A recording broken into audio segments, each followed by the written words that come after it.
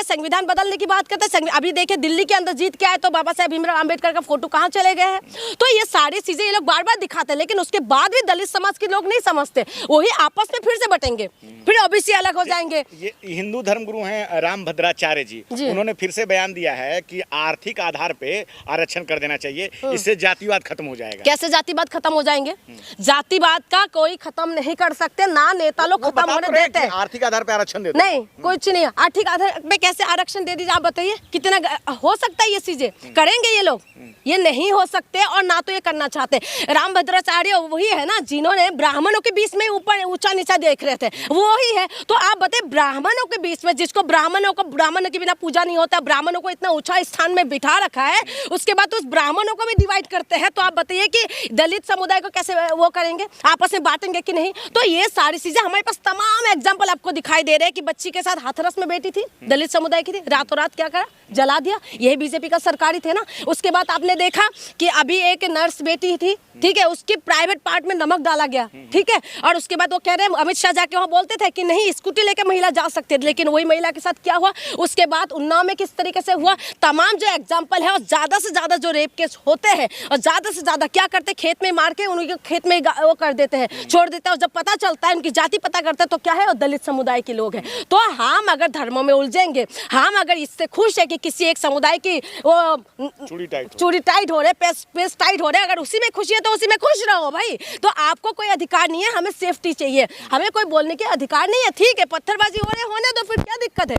क्या दिक्कत है? हम डिजर्व कर रहे हैं ना इन सारी चीज़ों के लिए। क्या हमें रोजगार नहीं चाहिए, हमें महंगाई नहीं चाहिए? हमें महंगाई जितना हो जाए कोई दिक्कत नहीं, नहीं किसी का चूड़ियाँ टाइट हो रहे हैं, इसी में हम खुश हो रहे हैं। हमें नौकरी नहीं चाहिए। आज आपने देखा शेयर मार्केट का क्या हालत है, क्या हालत है। तो ये सारी चीज़ें जो है, इसमें कोई मुद्दा नहीं है, इसमें बस नाम बदल दो, ठीक है, और उसके बाद राजनीति, धर्मों में राजनीति कर लो, ये सबसे बड़ी बात है। और इसमें जनता भी इसमें उलझी हुई है। आज सबसे ज्यादा हकदार कौन है? ST SC OBC के लोग ही है ना। लेकिन ST SC OBC का जो नेता है, उनको बदनाम किया जाता है। लालू प्रसाद यादव के ऊपर घोटाला के आरोप लगे, वो मुद्दे को कैसे घुमाए जा रहे। आज कितना साल हो गए और अभी तक उसका पीछा नहीं छोड़ रहे। ठीक है, घोटाला करा तो आरोप लगे, जेल भी गए थे, ठीक है, उसके बाद भी उनका एक पिछड़े समाज से आते हैं, उसके ऊपर इतना तरीके से वो कर। लेकिन ये लोग जो है, हेमंत विश्व शर्मा के ऊपर क्या नहीं लगे थे आरोप?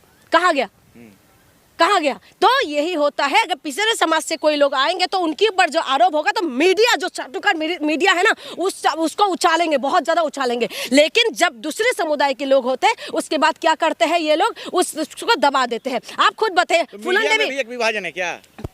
मीडिया में ही तो सब कुछ, मीडिया ही तो करा धरा है, चाटुकार मीडिया ही तो है। सब कुछ देश को बांटने वाले कौन है? देश को जिस तरीके से एक आग में जो डाल रहे हैं, कौन है? मीडिया ही तो है। और कौन कर रहा है? एक बात बताइए, फुलन देवी को जिसने मारा, फुलन देवी ने कितना कुछ बर्दाश्त किया, ये सारे देश दुनिया को पता है, ठीक है, कितना कुछ बर्दाश्त किया एक महिला होके। एक मासूम सी बच्ची को इन्होंने डाकू बन गए, ठीक है, किस लिए?